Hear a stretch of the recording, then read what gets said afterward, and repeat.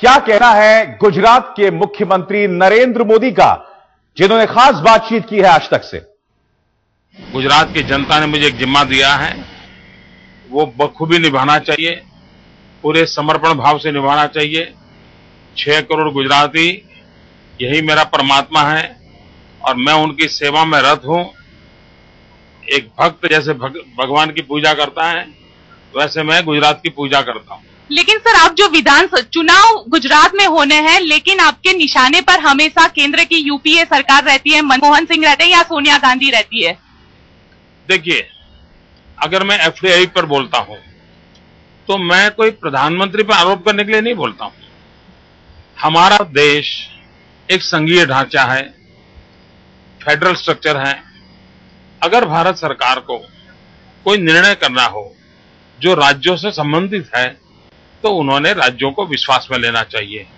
ये एफडीआई के निर्णय पर उन्होंने नेशनल डेवलपमेंट काउंसिल की मीटिंग बुलानी चाहिए थी, चीफ मिनिस्टर्स कॉन्फ्रेंस करनी चाहिए थी। एफडीआई के विषय में उनकी क्या सोच है वो रखनी चाहिए थी। राज्यों की सोच क्या है उनको पूछना चाहिए था। एक व्यापक विचार विमर्श होना चाहिए था।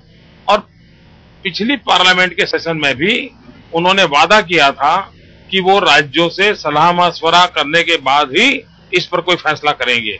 उन्होंने राज्यों को अंधेरी में रख करके पूरी तरह जानकारी दिए बिना एकदम से रातों रात निर्णय किया है।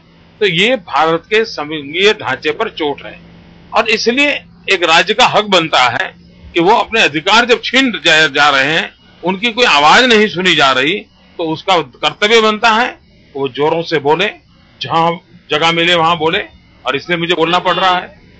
सर, लेकिन जो प्रधानमंत्री पद की दावेदारी है उसको लेकर नीतीश कुमार आपका नाम पसंद नहीं करते हैं। बाला साहब ठाकरे हैं, उन्होंने कह दिया है कि सुषमा स्वराज एनडीए के कैंडिडेट के तौर पर, प्रधानमंत्री पद के कैंडिडेट के तौर पर ज्यादा पसंद की जा रही। वैसे में आपका क्या कहना है? देखिए, मुझे गुजरात में मुख्यमंत्री का काम करते करते 11 साल हो गए। ये 7 अक्टूबर को मुझे 11 साल पूरे होंगे। 11 साल में जो गुजरात में मैंने काम किया है, एक प्रकार से पिछले 50 साल में कांग्रेस ने जो भयंकर गड्ढे किए हैं, विकास के नाम पर जीरो किया है, मेरी पूरी शक्ति उन गड्ढों को भरने में गई है।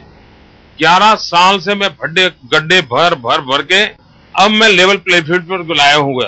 ये ठीक है कि दुनिया की नजरों में गुजरात ने बहुत विकास किया है, कि मुझे तो अभी और आगे गुजरात का विकास करना है, और इसलिए अब तक मेरा गड्ढे भरने का काम चला है, अभी जनवरी तक चलता रहेगा, और जनवरी के बाद मैं दिव्य भव्य गुजरात के निर्माण का प्रारंभ करना चाहता हूं। और इसलिए मेरा पूरा ध्यान मेरे गुजरात के 6 करोड़ नागरिकों ने मुझे काम दिया है, उसको भली भांति पूरा करना और दिव्य भव्य गुजरात बना करके भारत मां के चरणों में ये दिव्य भव्य गुजरात के माध्यम से देश की जनता को भी लगे, हाँ भाई, कोई एक राज्य कर सकता है तो हिंदुस्तान भी कर सकता है। तो गुजरात की मेरी सेवा ये बहुत काफी है, ऐसा मैं मानता हूं। लेकिन आपने ये जवाब नहीं दिया कि नीतीश कुमार क्यों आपको पसंद नहीं करते हैं। गुजरात की जनता से ही मैं पसंद नापसंद का नाता रखता हूं। गुजरात की जनता ने मुझे पसंद किया है, मैं गुजरात की जनता से पूरी तरह लगन से सेवा कर रहा हूं। सर, 2001 में आपने कहा था कि भगवान श्री कृष्ण को तो सिर्फ एक ही सारथी थे, आपके तो 2 सारथी थे, केशुभाई और सुरेश भाई। आज आपको नहीं लगता कि आपका रथ बगैर सारथी का रथ है?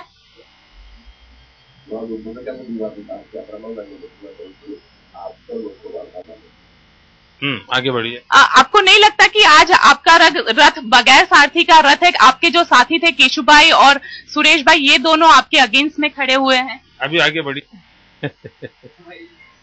लेकिन क्यों लगता है ऐसा कि केशुभाई को किस चीज से मन दुख हुआ है, या केशुभाई क्यों आपके सामने खड़े हुए हैं? हम आगे बढ़े। आगे ही बढ़ते चले।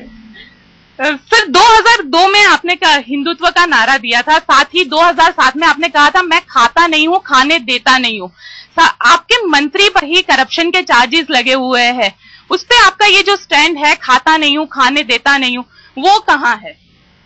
2002 में भी मेरा चुनाव का मुद्दा विकास था।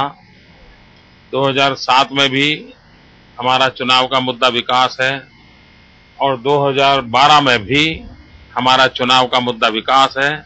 और हम जो काम किया है वो जनता के सामने है।